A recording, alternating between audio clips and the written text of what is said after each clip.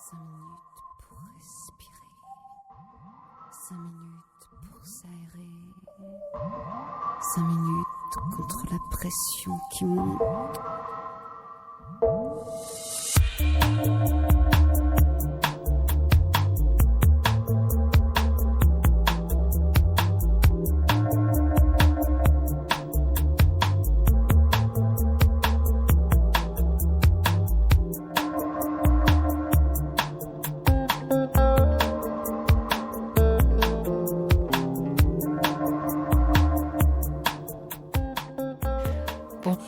Bonjour à toutes et à tous, je suis ravie de vous retrouver aujourd'hui. Alors notre thème qui est au fil des songes nous amène à une rencontre avec un conteur exceptionnel, Patrick Fischmann, que je suis très heureuse d'accueillir ici dans le studio. Bonjour. Bonjour Patrick, pour la parution des Contes des sages qui rêvent. Donc un très joli livre, comme tous ceux de cette série Au Seuil, et sur les contes. Et nous allons aussi découvrir le son de son épinette. Alors l'invité va commencer par nous dire comment sont venus les contes. Au premier jour du monde, nous étions tous ensemble dans l'arbre. Nous autres les humains ne séparions pas la fleur, l'antilope ou l'homme, nous étions les enfants du même rêve. Et le soir, nous mangions le soleil en écoutant le chant de la terre. Nous autres, les humains, ne savions pas que nous allions quitter la sérénité de l'arbre, nous désunir, et pour tout dire, nous embrouiller. Nous ignorions qu'un jour, nous penserions la terre inerte et ne sentirions plus l'âme du monde. Mais les oiseaux, eux, le pressentaient. Ils se préparaient pour prendre soin de nos premières images et protéger le songe vital des génies. Ils savaient que les contes résisteraient à tout, au temps, à la séparation, à l'oubli, murmurant notre parenté avec tout ce qui vit, nous escortant dans un monde dénaturé pour nous protéger du tumulte et de l'ignorance. Des contes, continuant de gazouiller et rire devant la peur et l'absurdité. Des contes qui flottent comme des barques et nous conduisent au-delà des tempêtes vers des rivages oubliés. Alors un jour, les oiseaux se rassemblèrent près de la source, prêts pour le grand voyage. Le oiseau, le roi des oiseaux, prit la parole.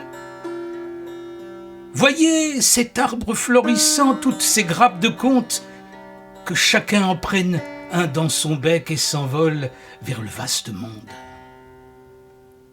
Et le oiseau ajouta, « Toute chose qui veut connaître va s'éloigner, s'endormir, oublier. Si un être humain bute et tombe, qu'un conte soit là pour le relever, la parole d'un être, d'un hibou, d'une montagne. Nous emportons dans nos becs le murmure du monde, le chant des bêtes, le souffle des pierres et la voix des peupliers. Compagnons, déployons nos ailes, allons sur toute la terre et soyons des fontaines, que nos paroles médecines soient ensoleillées. » Et des myriades s'envolèrent joyeuses sur les routes du temps. Et ainsi sont venus à nous ces contes pour nous réveiller. Ce jour où les oiseaux emportèrent les contes, Hibou trouva dans l'arbre florissant un œuf de silence. Et là, il comprit qu'il faudrait beaucoup de temps avant que naisse l'œuf de la parole. Et chaque jour, depuis, Hibou observe l'épaisse coquille à la clarté du soleil ou à la lueur de la lune. Il veille, garde le trésor sous son aile depuis 1000 ans. Et il aura fallu tout ce temps pour couver l'oiseau des conteurs. Mais le mystère va renaître, le canari de l'amour apparaître, un petit bout de coquille encore sur sa tête.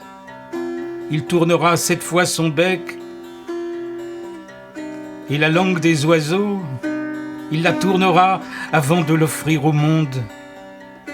Et au petit matin, il nous donnera la béquille. Merci beaucoup. Voilà, c'est comme ça que sont venus les contes avec D'accord. les oiseaux. Mhm. Merci pour cette parole médecine. Alors, vous êtes dans Respiration et je suis aujourd'hui avec le conteur Patrick Fishman. Alors, d'où vient cette histoire, Patrick, d'ailleurs? Celle-là, ah ben ça c'est une histoire qui m'est sortie. Voilà, on trouve dans la mythologie, on trouve des histoires d'oiseaux qui représentent le verbe. Donc voilà, ça c'est pas nouveau. Mais voilà, la façon dont je l'ai topé, c'est la façon dont ces images-là me traversent. Magnifique. Voilà. Alors, quel est votre parcours, Patrick? Qu'est-ce qui vous a amené à devenir conteur, un métier peu banal? Moi, je crois que ça a commencé. J'ai commencé à écrire et à chanter, à faire des chansons. J'avais 12-13 ans. J'étais imbibé de Félix Leclerc. Je lisais Giono matin, midi et soir. Et donc, c'est ce monde-là. Et je pense que je m'en suis pas rendu compte tout de suite, mais je pense que c'est la voix de Gérard Philipe dans Le Petit Prince qui m'a accroché. Plus que le conte du Petit Prince, qui est beau. Mais c'est pas ça qui m'a happé, c'était la voix de Gérard Philipe et ce qui se passait quand le verbe est généreux, quoi. Voilà, je pense que. Alors, puis après, après j'ai fait tout un tas de petits boulots, j'ai été ouvrier, tout ça. Puis à 24 ans, j'ai fait de la chanson d'abord, j'ai été chanteur. Et puis il n'y avait plus de première partie, j'avais commencé à compter aussi, j'étais musicien. Et petit à petit, je me suis rendu compte que c'était une tradition. Les bardes, ils s'accompagnaient et ils chantaient. La poésie faisait partie de de leur vie. Mmh. Et voilà, je me suis pas appelé barde. C'est depuis très peu de temps, c'est mes voyages en Mongolie où les bardes mongols m'ont dit « mais toi aussi, t'es un barde ». Et donc, voilà, j'ai pu enfiler ce nom comme un joli peignoir qui me va bien. Assurément. Alors, qu'est-ce que je voulais dire? Quand vous étiez chanteur, c'était dans un groupe ou c'était vous? Non, j'étais auteur, compositeur, interprète. D'accord. Voilà, j'ai fait beaucoup de premières parties. Puis à un moment donné, il n'y a plus de première partie. Et donc j'ai truffé mes spectacles de contes, de chansons, pour continuer à chanter, ce que je fais toujours. Mmh. Et puis la musique en même temps. J'ai souvent eu avec moi des amis musiciens, mais j'ai été beaucoup seul, mais avec la complicité de mes instruments, qui sont pour moi des compagnons. Et c'est un petit peu un chemin qu'on invente, quoi. C'est comme Oui. lorsque Barbara, elle décide d'être chanteuse, qu'elle joue sur un piano en papier, etc. C'est une intention qui fait qu'on creuse un chemin. C'est ça. Et puis vous, après, vous avez petit à petit rejoint cette communauté. On parlait du festival du légendaire. Oui, mais ça a été bien plus tard, parce que au moment du renouveau du conte, où il y avait des gens qui se regroupaient, qui étaient institutionnalisés, moi, je ne connaissais pas ça. Je faisais ça au même moment. Je pense que l'intelligence collective a appelé à un moment donné des conteurs, des conteuses, parce qu'elle en avait besoin. Et puis il y en a qui se sont organisés, d'autres qui étaient un peu dans leur coin. Et j'ai découvert après que j'étais pas seul, surtout que j'ai commencé par mes propres contes. Et après, je suis intéressé au répertoire traditionnel que j'ai beaucoup raconté. Et quand vous étiez chanteur, encore une dernière question Oui. sur cette époque, vous avez peut-être croisé Malicorne? Oui, je les ai croisés sans les fréquenter, mais j'ai croisé pas mal de chanteurs. Voilà, j'allais dans les cafés-théâtres, un peu, voilà. D'accord, je pense à ça parce que Gabriel Yacoub est parti il n'y a pas très longtemps, cette très belle voix. Alors, j'imagine que vous avez publié pas mal de choses déjà, car vous écrivez. Oui, c'est ce que vous... Oui, j'ai publié une 40aine de livres et 17 en tout cas dans la très belle collection des Contes des Sages au Seuil. Et je disais d'ailleurs que ce 17e volume qui est consacré aux Contes des Sages qui rêvent, pour moi c'est aussi comme un rêve d'être encore édité dans cette magnifique... C'est un écrin en plus, ces bouquins. Donc oui, voilà. Ils sont magnifiques, ils sont recouverts de tissus. Oui. Le vôtre porte un attrape-rêve. Oui, c'est ça. Quand Henri Gauguin a créé cette collection, il avait appelé ça des livres compagnons. Ouais. Je trouve que c'est une belle définition. Très joli. Alors pourquoi ce choix des contes des sages qui rêvent? Oh, ça fait longtemps que j'avais un peu cette idée, mais je pense que c'est aussi l'époque. C'est aussi l'époque qui est devenue terriblement terre à terre, qui est devenue... Enfin, on va au plus vite. Bon, je pense que c'est bien aussi de se poser, c'est bien aussi de fabriquer ses propres images. C'est toujours ce que j'ai essayé de faire, soit pour le public ou pour les enfants, puisque j'ai beaucoup raconté pour les enfants. C'est pas provoquer des choses en eux, c'est les laisser venir cueillir et surtout fabriquer leurs propres images et cueillir leurs propres valeurs. Voilà, c'est vraiment dans cet esprit que j'ai essayé d'œuvrer. Mhm. Alors, ces rêves-là, ces contes-là, de quel sage s'agit-il Alors, dans les contes des sages qui rêvent, il y a plusieurs sortes de rêves. Il y a les rêves qu'on fait la nuit, qui peuvent être pleins d'enseignements, qui peuvent être aussi des rêves qu'on envoie en éclaireur pour aller faire quelque chose, mais aussi les événements dont on rêve. Voilà, tout ça, tout ce qui concerne voilà, quelque chose qui n'est pas normalement accessible quand on est dans la matière et qu'il faut appliquer ses lois. un esprit rationnel, on va dire. C'est ça. C'est bon faire fonctionner en tout cas une partie créative, une partie imaginative, confiante, et surtout capable de créer, capable d'imaginer. Pour moi, c'est vraiment ça. Et lorsque nous avons échangé un petit peu pour préparer l'émission, vous m'aviez parlé du fait que les gens aujourd'hui souffraient d'aphantasie, c'est ça? Aphantasie. Oui, c'est un mot qui a été, je crois, utilisé pour la première fois au XIXe siècle par des scientifiques. Ça n'a pas été trop développé depuis, mais on s'était rendu compte qu'une écrasante majorité de la population était incapable de fabriquer ses propres images. C'est encore vrai aujourd'hui, si ce n'est qu'aujourd'hui, des gens pensent qu'ils imaginent en se rappelant des images de la télé ou en se rappelant des images de films. Mm-hmm. Et ça, c'est bon, ça peut permettre de développer cette faculté, mais ce n'est pas l'imagination créative. Mm-hmm. Et donc la fantaisie, c'est ça, c'est l'incapacité lorsqu'on a les yeux fermés, de produire des images. Des images nouvelles. Des images nouvelles, oui, parce que c'est pas des images résurgentes, c'est des images nouvelles. Voilà, et souvent on dit, c'est marrant parce qu'on dit, vous les conteurs, vous, etc., vous êtes rêveurs, d'un air de dire, oui, mais peut-être, mais nous savons imaginer les yeux fermés, et vous dirigez un monde où vous ne voyez pas les choses les yeux fermés, alors qu'est-ce que vous voyez quand vous avez les yeux ouverts? C'est juste. Alors, je crois qu'il est temps pour nous d'entendre un deuxième conte.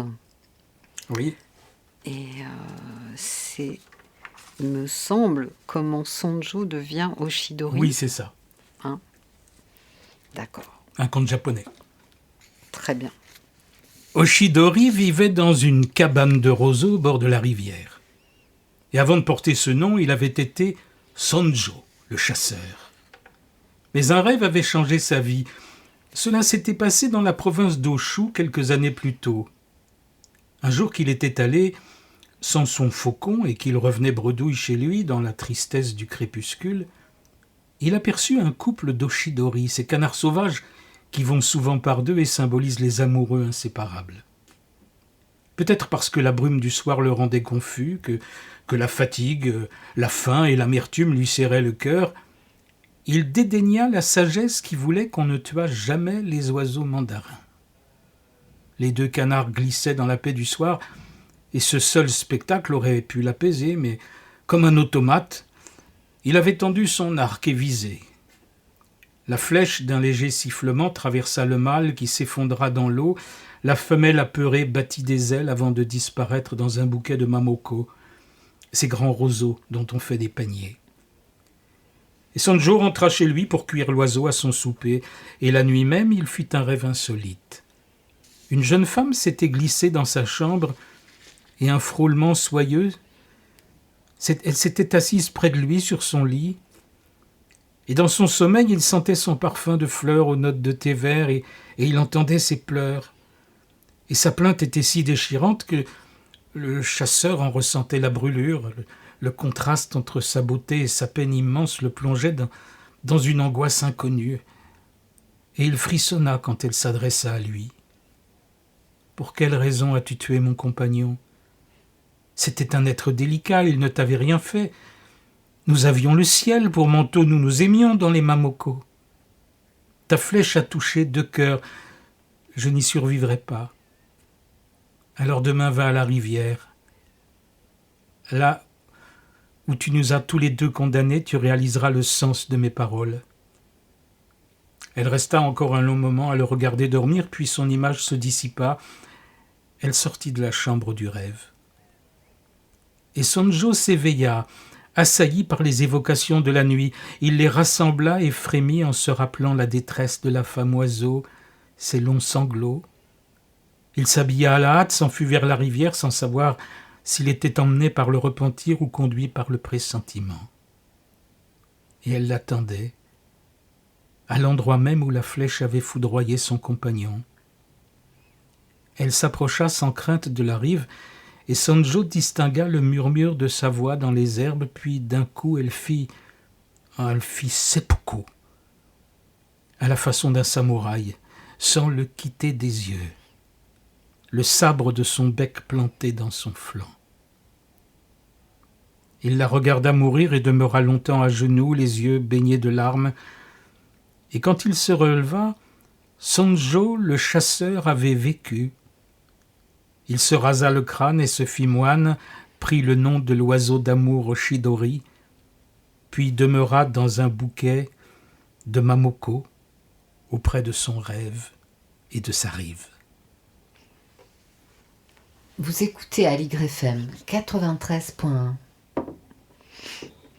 Merci Patrick pour ce très beau conte dont je suis avec Patrick Fischmann aujourd'hui pour la parution de son 17e volume chez Seuil et de contes. Et cette fois-ci, ce sont les contes des sages qui rêvent.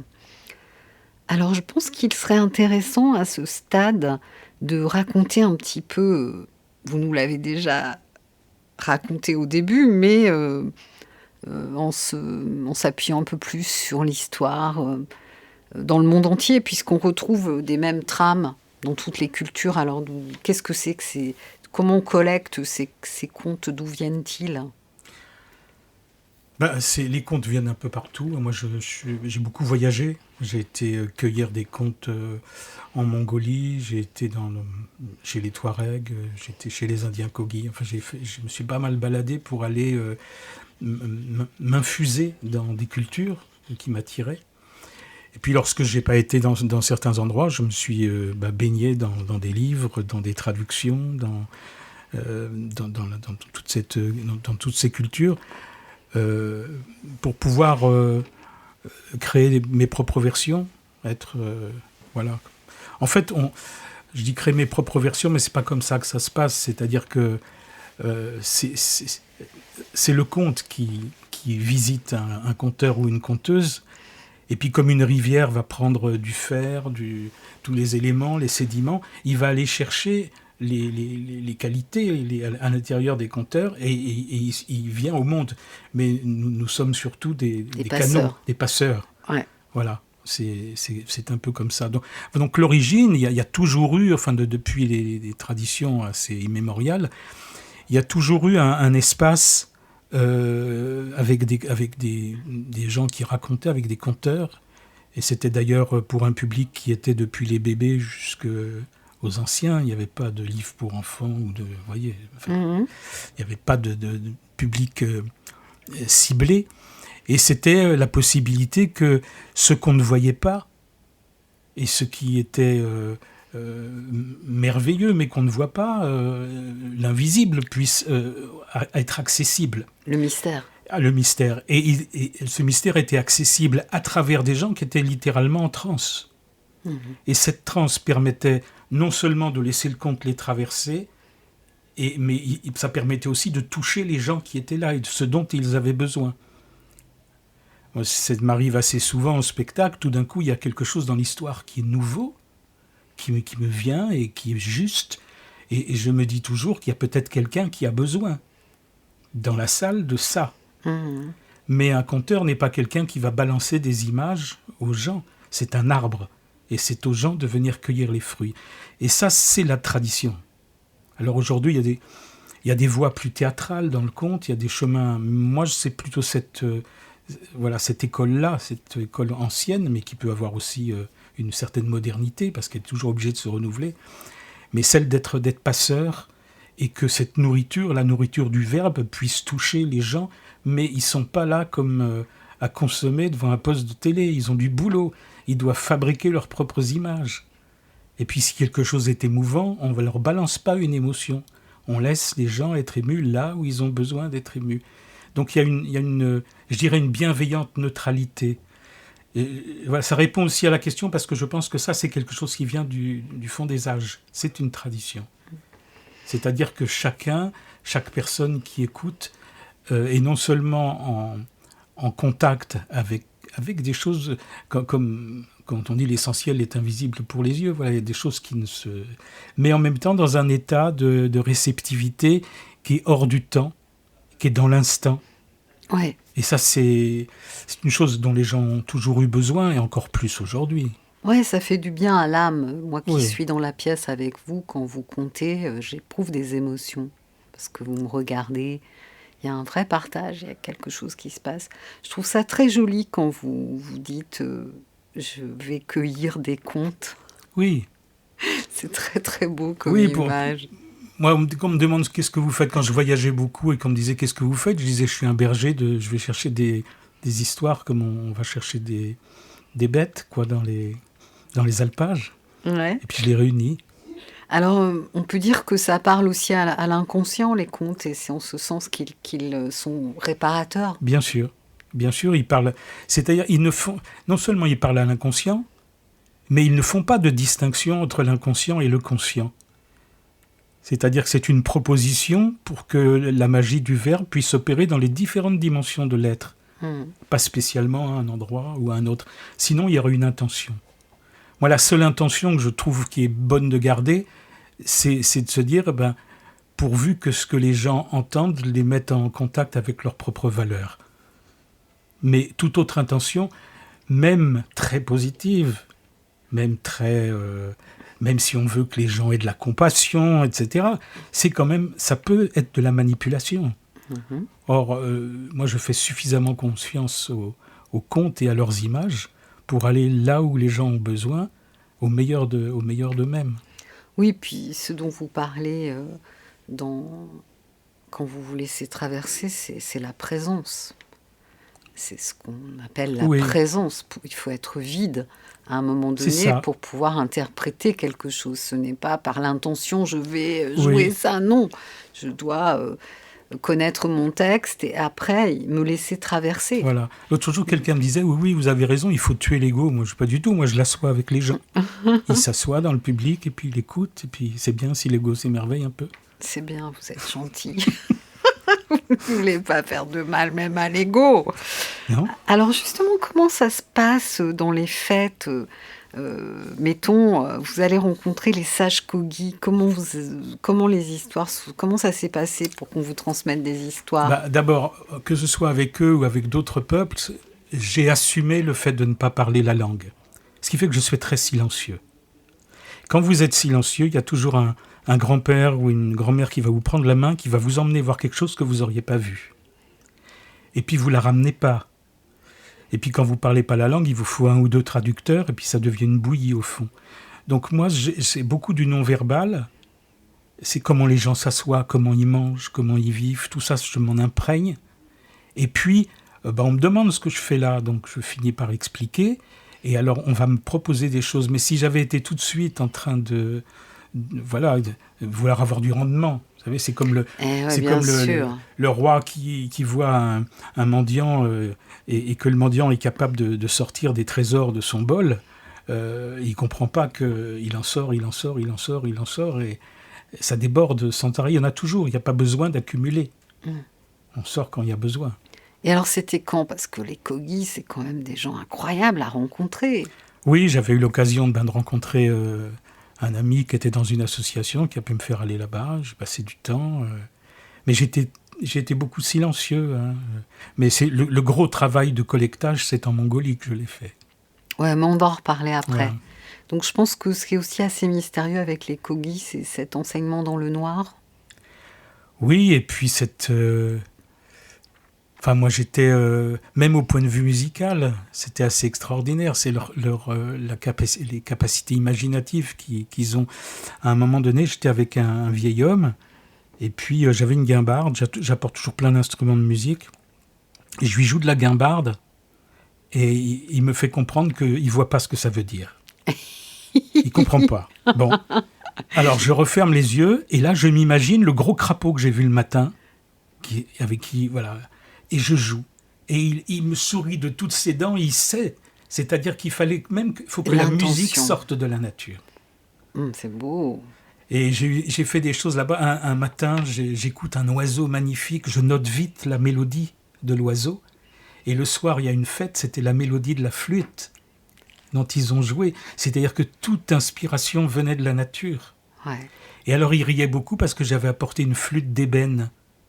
Une flûte d'orchestre, et ils riaient parce qu'il n'y avait pas de souffle, parce que pour eux, entendre une flûte sans un souffle, ils aimaient ça, hein. Mm-hmm. Nous, si on souffle dans une flûte qu'on achète au magasin du coin et puis qu'il y a un souffle, on va lui dire, dis donc, elle fuit. Ouais. Mais eux, ils ont besoin d'entendre le vent. Ouais. Bon, toutes ces choses sont vécues, je suis comme une éponge. Ouais. Et après, forcément, quand je raconte, même si je ne le dis pas, c'est là. Ouais. Et je sais que quand je raconte des contes mongols, c'est la steppe qui sort. J'en suis imprégné. Nous allons en parler. Alors maintenant, vous allez justement nous raconter un conte de Mongolie qui est le voyage de Ganzoring. Oui. Et auriez-vous la gentillesse de reprendre un peu d'Épinette? Ah, ça peut. À même si c'est pas très... Oui, pourquoi pas. Une petite impro. Oui. Oui, je peux faire une intro. Aligre FM 93.1.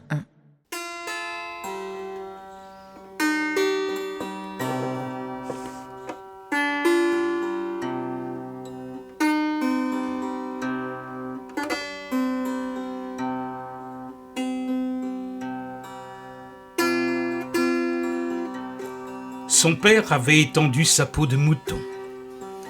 Sa sœur l'avait peignée comme tous les soirs, sa maman l'avait brodée en chantonnant. En cette fin d'été, il faisait bon dans la steppe. Le feutre de la yourte était relevé pour apercevoir le ciel.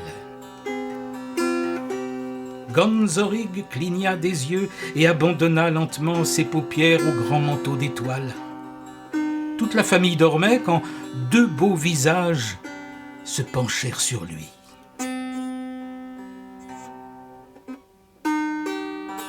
C'était Atugan et Tengri. Mère-Terre et Père-Ciel, les voyageurs qui mélangent les rêves aux choses qui semblent réelles. Ganzorig ouvrit les yeux. Le soleil se levait. Il était debout en haut d'une colline. L'étoile du matin brillait encore. Un grand aigle l'observait sur un rocher. « Bonjour, Djidjik. Monte, garçon. Accroche-toi à mes ailes. Tes frères et sœurs t'attendent. Nous devons te parler. » Ganzorig ne se fit pas prier. Il chevaucha le grand aigle qui l'emporta sur son dos. Du ciel, l'enfant découvrit les lacs, les montagnes bleues, les rivières et des bandes de gazelles et de grues. Aigle le déposa bientôt à la lisière de la forêt des Mélèzes, non loin de la mer de sable où les animaux l'attendaient. Loup s'approcha de Ganzorig. Ses yeux étaient de feu, ses dents des croissants de lune. Il se laissa caresser, leva le museau et lui dit « Où que tu ailles, petit frère, ne blesse pas la terre. » Vautour dodelina de la tête, salua le garçon et déploya ses ailes. « Où que tu marches, petit, ne laisse pas de traces. Traverse la nature sans jamais la salir. » Alors Chameau se coucha pour accueillir Ganzorig entre ses bosses, se leva, lui fit faire un tour dans les dunes et le ramena dans la clairière. Il s'agenouilla pour le laisser descendre et lui expliqua « Tout ce dont tu as besoin est sur ta route, n'emmène que le nécessaire. » C'est alors que Mouton se frotta contre sa jambe en bêlant, et l'enfant passa ses doigts dans son manteau de laine. « Partout où tu passes, sois doux comme le vent qui caresse l'herbe. » Panthère des neiges bondit et rugit en montrant les dents. Ganzorig recula apeuré. Et la panthère lui dit « Il te faudra parfois être rebelle, ne laisse personne décider pour toi. » Yak était immense. Ses cornes étaient blanches comme son lait, sa toison dégageait l'odeur du feutre des yourtes. Il poussa affectueusement le garçon vers le cerf tout en lui parlant. « Ne t'arrête pas, ne t'endors jamais en chemin. » Cerf au grand bois s'avança et au nom de tous les animaux rassemblés lui confia « Tu vas grandir, Ganzorig. Nous t'offrons ce rêve pour que tu saches toujours qui nous sommes et qui tu es, une seule famille, une même nature. Le cheval du vent va te ramener, dit Aigle. Que ta vie soit claire, libre et sauvage. » Merci, répondit Ganzorig. Alors à bientôt dans la steppe. À bientôt, Djik-Djik, hurla la marmotte. Les yeux de Ganzorig roulèrent sous ses paupières, juste avant que le rêveur ne se réveille.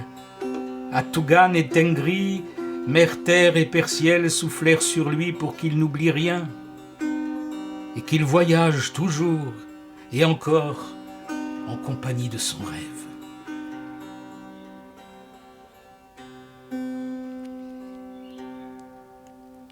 Merci Patrick, c'était un très beau rêve. Eh ouais. Dans la toundra, dans la steppe. Oui. Et c'est un rêve que pourrait faire un enfant amérindien, un enfant Lakota. Il ferait le même genre de rêve. Exactement. Pas avec les mêmes animaux, mais... Ouais. Patrick Fischmann, je me régale aujourd'hui vraiment et j'espère vous aussi, chers auditeurs, d'entendre des belles histoires qui nous font rêver. Donc les contes font respirer notre esprit. On a vu qu'ils apportent des messages à notre inconscient. En ce sens, ils créent une respiration. Oui. Hein, plutôt la respiration abdominale du bébé quand on le berce. Et ça nous tranquillise tout de suite. Peut-être parce que ça nous ramène au moment présent. Ça nous ramène à l'enfance, je ne sais pas. Oui, et puis moi je sais que la première fois que j'ai vu quelqu'un s'endormir en spectacle, j'étais pas content. Et puis il y a une personne qui est venue me voir. Un jour, je racontais, c'était tous les mercredis dans une bibliothèque, et il y avait des enfants handicapés qui venaient. Et il y a une animatrice qui est venue me dire, mais en parlant d'un garçon, c'est le seul moment où on le voit dormir. Il était toujours très agité. Et là, je me suis dit, c'est bien. Ça veut dire qu'on lâche. Et puis quand on dort, peut-être qu'on écoute quand même, d'une certaine façon. Ouais, puis votre voix est bien posée, elle est caressante. Voilà, ça participe. Voilà, en tout cas, c'est vrai. Et puis on a les retours des gens. Dernière fois, j'ai eu 2 très beaux retours. Un monsieur, je ne sais pas, qui devait avoir 80 ans, avec des magnifiques moustaches blanches, qui m'a dit « Je vous remercie, monsieur, c'est la première fois qu'on me raconte une histoire. » Incroyable. Incroyable. Alors oui, on en avait parlé tous les deux aussi, quand on a commencé à échanger pour préparer cette émission, de la notion de soin avec le conte. Oui. Qu'est-ce que vous pouvez nous dire là-dessus ? Déjà, il y a tout ce dont on a déjà parlé. Mais, alors, je peux raconter peut-être des exemples. Mais tout à fait. Bon. J'ai beaucoup travaillé, j'ai beaucoup fait de formation en crèche pour les péricultrices. J'appelais ça la physiologie de la parole. C'est-à-dire, qu'est-ce qui se passe ? J'ai beaucoup travaillé avec Marie-Louise Aucher, voilà, en psychophonie. Et puis, c'est-à-dire que c'était pour accompagner les enfants. Pourquoi, qu'est-ce qui se passe dans leur développement non seulement psycho-affectif, mais en même temps le développement de leurs paroles. Hein, vous verriez la joie quand un enfant commence à faire da da da, qu'il est capable de mettre sa langue sur le palais. C'est une véritable joie. Et donc c'est important que les puéricultrices puissent accompagner tout ce mouvement. Et un jour, je reçois un coup de téléphone d'une des puéricultrices avec lesquelles je travaillais. Elle était en larmes et elle me dit: ma petite fille de 4 ans vient de perdre son nanin dans le train. Ça fait 4 heures qu'elle pleure sans discontinuer. Je ne sais pas quoi faire. Est-ce que tu crois qu'un conte pourrait faire quelque chose ? Je lui dis: écoute, ça peut, mais je ne garantis pas. Hein. C'est pas garanti ou remboursé. Hein. C'est pas comme les... Je lui ai dit: je vais réfléchir. Et donc elle m'a dit, oui, elle avait un petit chat, et j'ai essayé de lui en racheter 2-3, mais les a balancés à la figure en hurlant. Bon. Je lui ai dit: écoute, je vais essayer. Peut-être, je lui ai dit aussi, on va voir, mais peut-être qu'elle a décidé quand même de se séparer de son nanin, même si c'est difficile. Donc peut-être que c'est une épreuve, je ne sais pas. Et donc je prépare un conte pour l'heure du conte du mercredi où la petite était. Et bien sûr, je ne l'ai pas regardé une seule fois en racontant cette histoire. J'ai raconté une histoire de réincarnation d'un chat qui était devenu un petit lapin. Voilà. Et j'avais dit à cette dame, je lui avais dit: tu achètes un petit nanin de lapin, tu le mets surtout pas dans un paquet cadeau, tu le laisses traîner sur une table dans un sac en plastique et tu laisses la gamine le trouver. Et elle m'a téléphoné en me disant: ça a marché. Ça aurait pu ne pas marcher, mais en tout cas parce que voilà, on est sur du sensible, hein, c'est pas. Mais en tout cas voilà, donc là c'était un véritable soin. C'était. Tout à fait. Et puis il y a tout ce domaine des synchronicités. Les gens vivent des choses et vous racontez quelque chose au moment où ils traversent. Alors c'est pas, ils traversent pas la même chose dans l'histoire. Mais ce que vous racontez, les preuves que vous racontez, comme le conteur ou la conteuse va accompagner sa parole, même s'il y a des épreuves difficiles, même s'il y a de la souffrance, il y a la voix qui accompagne. Et si ça fait écho, ça fait du bien aux gens. Oui, c'est vrai que les contes de Grimm, enfin récoltés par Grimm, qui ne sont pas des contes qu'ils ont écrits, sont souvent cruels, les versions les plus proches de l'oralité, en fait. Hein. Et c'est-à-dire que le tout, c'est que les choses ne soient pas faites c'est toujours pareil, parce que si on veut faire dans un but, si on se dit on a un but thérapeutique, on tord les choses, on est amené à les tordre, hein, comme quand on veut faire peur. Une fois j'ai dû raconter c'était un des derniers raconteurs de Meneux de loup, c'était en Berry, qui racontait des histoires de loups. Ah ouais. Voilà. Et donc il racontait en première partie, je racontais donc dans la deuxième. Et il a vraiment voulu foutre les jetons au gamin, et ça a marché. Hein. Mais bon, je lui ai dit après, vous feriez bien de faire autre chose, parce que c'est vraiment terrible ce que vous venez de faire, même s'il racontait bien. Quoi. Donc le soin se fait parce que l'intention n'est pas trop forte, mais que l'énergie, l'accompagnement soit suffisamment sensible. Ouais, pour que les gens, ce que je disais tout à l'heure, viennent cueillir ce dont ils ont besoin. S'il y a un soin, il faut que la personne participe à ce soin. Oui. On ne balance pas... Voilà, il ne faut pas qu'elle le reçoive sans avoir rien demandé. Non, puis on vit dans une époque... C'est difficile à ce point de vue-là, parce qu'on vit dans une époque où les gens cherchent des trucs. Ouais. Et donc, il n'y a pas de trucs. Ça se passe ou pas. Voilà, et c'est dans la qualité de cet espace assez harmonieux, même quand vous racontez des choses difficiles, il y a l'accompagnement. C'est pas la fin du monde, c'est une épreuve à traverser. Et donc dans les contes, il y a à la fois du sens, il y a de la sensibilité, il y a de l'imaginaire, et il y a le temps aussi qui n'est plus là, ou qui n'est plus le même. Oui. Je crois que c'est ça qui nous fait tellement du bien. Mais bien sûr. D'échapper au temps création humaine, entre parenthèses. Et quand on est bien connecté, moi j'ai l'impression des fois que je suis resté 10 minutes à raconter. J'ai pas le sentiment du temps. Et les gens aussi pourraient encore écouter plus longtemps. Ça c'est sûr, on pourrait rester Mais je le fais pas non écouter. plus, parce que moi j'aime pas raconter trop longtemps, j'aime pas saturer. Je préfère que c'est comme un bon repas, c'est pas à peine d'avoir mal au ventre. Alors, je reviens sur cette histoire de nœud de loup parce que Oui. ça m'intéresse. Donc, qu'est-ce que c'est que ces gens-là? S'il y avait des... Il était très vieux, ça fait quoi, une trentaine d'années que ça m'est arrivé, c'était à Saint-Amand-en-Puisay.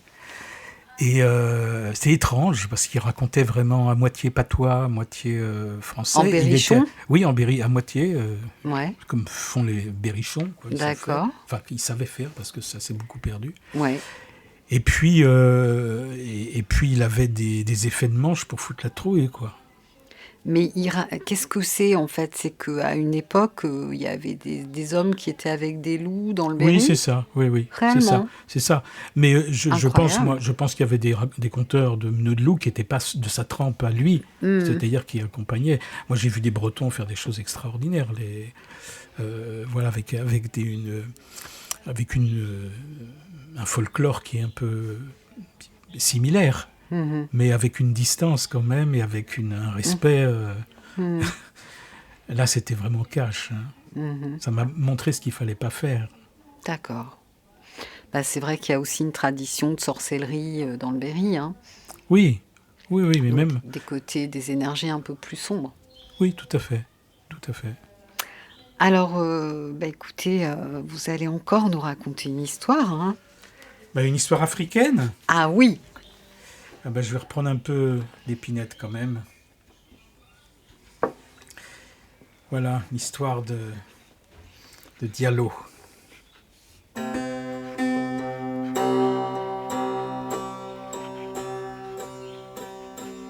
Diallo ouvrit les yeux et se releva d'un bond pour ne pas laisser filer son rêve. Il ramenait avec lui l'image d'un objet curieux, composé de 2 tiges de bois, de 2 branches et d'un entrelac de ficelles. D'un rameau en forme de poisson qui se faufilait pour déposer un fil de coton. Il avait vu des femmes et des hommes vêtus de boubous colorés. Et sans les connaître, il les aimait. Diallo avait ramené ces images insolites comme un pêcheur à un poisson inconnu. Et là, en se réveillant, il sourit de toutes ses dents.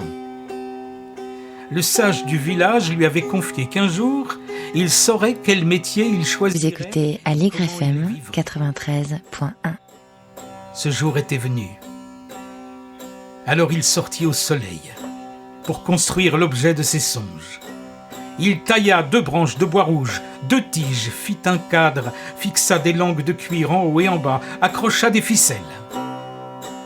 Avec une racine, il fit la navette en forme de poisson.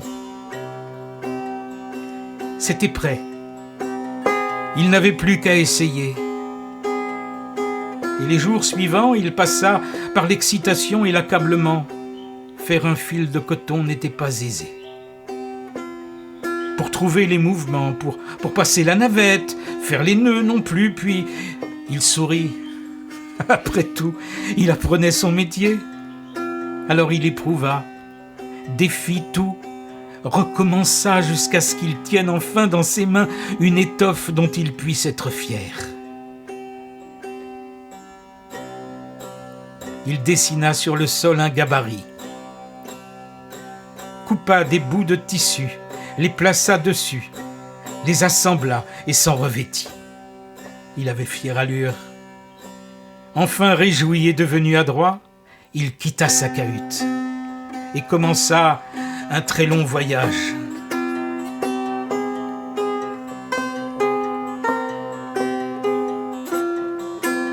Il s'arrêtait dans chaque village, installait son métier à tisser près des cases, au milieu des rires et des yeux ébahis. Il montrait comment fabriquer et se servir de la chose. Les villageois le logeaient, le nourrissaient et le payaient avec des bracelets, du coton, du tabac. Il aidait ceux qui désiraient devenir comme lui des tisserands et des couturiers. Travailler en leur compagnie lui procurait un grand contentement et parfois il leur prenait un fou rire devant un boubou extravagant. Il chemina ainsi toute sa vie, guidant les mains hésitantes, transformant les cases en ateliers joyeux aimant sans les connaître tous ceux qui portaient des étoffes. Il allait partout, et sans voir passer le temps. Et un jour, il s'arrêta, tout étonné d'être vieux. L'idée lui vint alors de revenir dans le premier village où il avait transmis son art. Et là, il fut comblé. Non seulement les gens tissaient avec grande habileté, mais ils avaient amélioré sa technique et portaient des habits amples et chatoyants. Et c'est en sortant du village qu'il croisa un étrange enfant lunaire.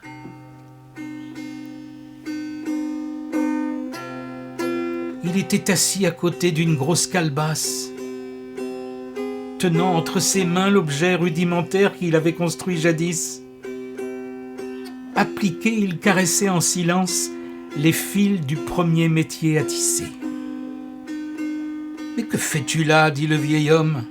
« Oh, moi, mon oncle, je tisse du vent. Je serai un griot. » Et le vieux fut si ému du sérieux et de la noblesse du garçon qu'il lui dit « Prête-le-moi un instant. » Il sortit de sa poche du fil de pêche, tendit des cordes à la place des fils de coton, fixa le métier à la calebasse, puis le rendit au garçon. Ainsi le vieux métier à tisser se transforma en Cora dans les bras de l'enfant.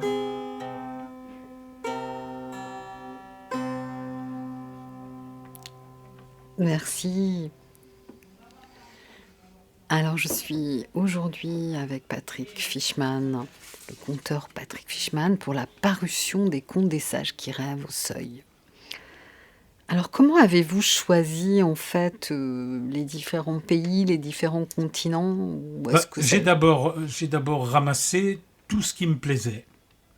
Et après, je me suis dit, ces deux-là se ressemblent un peu trop. Voilà. Et puis, je voulais couvrir un certain nombre de régions, de pays où le rêve a une saveur qui nous ferait du bien à nous, ici. Voilà, parce que je raconte aussi... Voilà, c'est un livre qui sort ici, c'est pour notre culture. Donc, qu'est-ce qui fait du bien à notre culture ? Quand j'ai été raconté chez les Amérindiens, au Québec, je leur ai raconté des histoires berrichonnes. Hein ? Il fallait que ce soit exotique. Voilà, donc c'est un peu le même souci. Donc voilà, j'ai d'abord ramassé tout ce qui me semblait intéressant. S'il y avait trop de contes d'un même continent, j'ai choisi les meilleurs. Et puis s'il y avait des thèmes qui se répétaient, je les prenais pas. Ou alors s'ils se répétaient comme une spirale avec une chose un peu différente, alors là, comme un refrain un peu différent, là, je les prenais. Puis après, il faut choisir l'ordre des histoires, parce que c'est un livre qu'on peut ouvrir un peu comme on veut, mais c'est un livre que les gens lisent aussi comme un livre. Donc, exactement. Trouver un ordre, c'était important. Voilà. C'est comme ça que je l'ai lu, moi, pour ma part. Et quel est le rôle du conte dans la société africaine, justement, puisque vous venez de raconter... Bon, alors ça doit changer, ça a dû changer beaucoup, mais en tout cas, tel que moi, j'ai pu le constater il y a quelques années, c'était encore un peu comme chez les bardes celtes. C'était d'abord connaître l'historique du coin, les différentes castes qui existent. Enfin, le griot, lui, il retient ça, il y a ça. Il porte les nouvelles d'un endroit à l'autre. Il porte l'histoire. L'histoire. Ouais. Et ensuite, il va avoir des contes à rire ou des contes de sagesse, voilà, qui sont les bienvenus à l'occasion de certaines fêtes, bien entendu, mais aussi il y a celle qu'il aime, celle qui glane, et puis il sait aussi ce qui se passe dans les villages où il arrive, et donc il va aller choisir dans sa hotte voilà, ce qui résonne avec... quelque chose qui résonne. Ouais. Voilà. Donc ça, c'est un peu différent chez les Mongols. Pour d'autres peuples, c'est un peu différent, mais le griot, c'est comme chez les Celtes. Il y a une dimension quand même d'historique, de connaître voilà, de savoir les rois qui se sont succédés à tel endroit, les différentes ethnies, enfin faire un rappel de tout ça. Ça existe chez les griots. Et est-ce que vous avez une préférence, vous, comme ça, un petit faible pour une région du monde? Je me suis vraiment infusé en Mongolie. C'est un peuple qui m'a énormément touché. Et puis, à la fois, sur un plan personnel, j'y ai vécu des choses extrêmement fortes, parce que j'étais très confiant, et donc il m'est arrivé des synchronicités absolument inouïes, quoi. Vous êtes allé quand, là-bas? Plusieurs fois? Oui, j'ai fait 3 voyages, voilà, qui étaient un peu différents chacun, et notamment j'ai voyagé à un moment donné avec un guide qui était un peu chaman, et puis il me demandait les rêves que j'avais fait pendant la nuit. Là, on parle des rêves, et selon ce que j'avais rêvé, il me faisait le programme de la journée. C'est magnifique.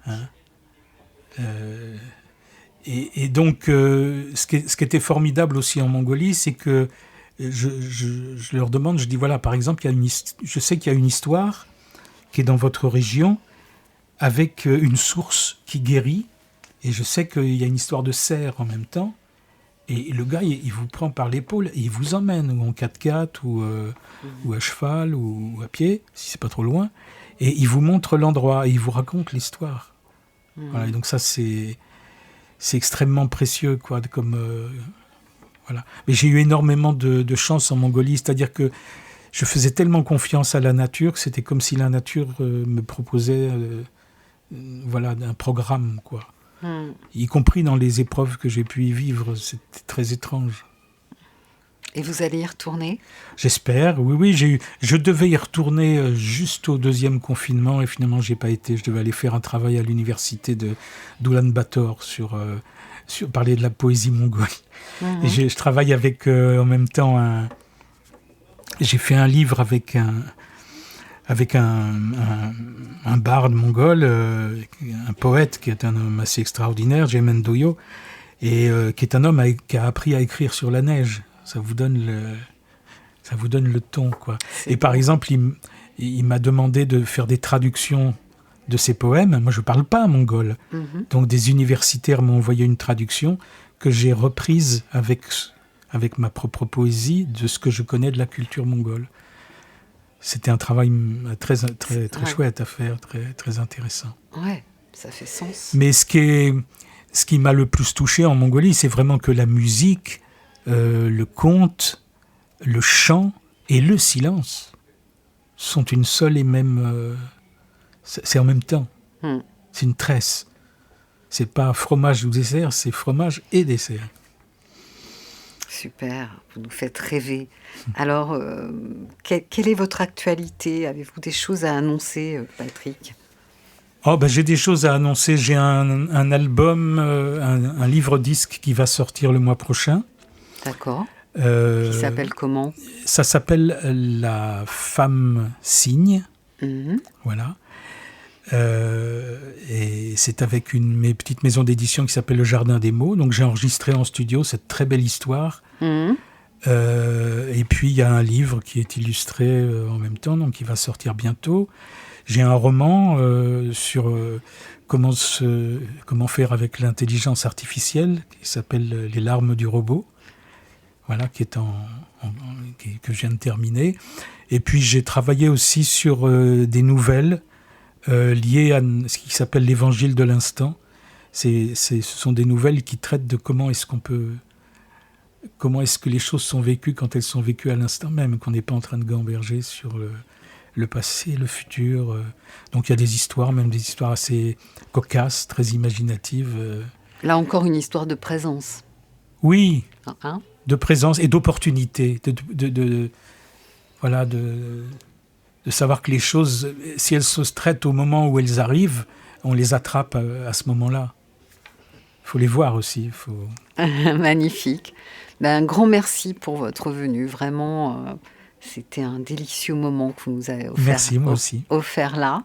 Donc, moi, je recommande chaleureusement de lire tous les contes qui sont publiés au Seuil, mais particulièrement celui-là, Les contes des sages qui rêvent de Patrick Fischmann. Voilà, et puis Pascal Folio sort Les contes du yoga en même temps ce mois-ci. Oui, je sais, j'ai hésité à le réinviter. Moi je le dis, c'est bon. Vous avez raison. C'est mon frère, je peux en parler. Bien sûr, on adore ce que fait Pascal Folio.